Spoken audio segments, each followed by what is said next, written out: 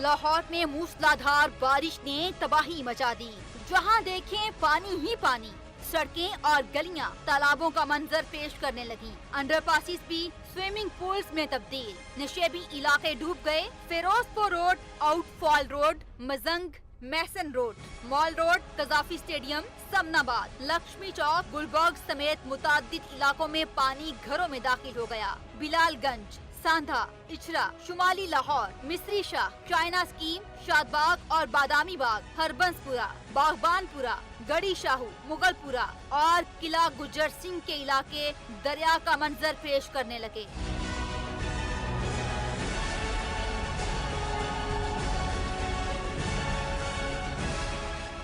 رات سے ہونے والی موسلادھار بارش نے لاہوریوں کی زندگی اجیرن بنا ڈالی، ٹریفک کا نظام درہم برہم کر دیا، سڑکوں پر گاڑیاں پھنس گئیں، اہم شاہراہوں پر بدترین ٹریفک جیم ہو گیا، لوگ گاڑیوں اور موٹر سائیکلوں کو دھکے لگاتے نظر آئے۔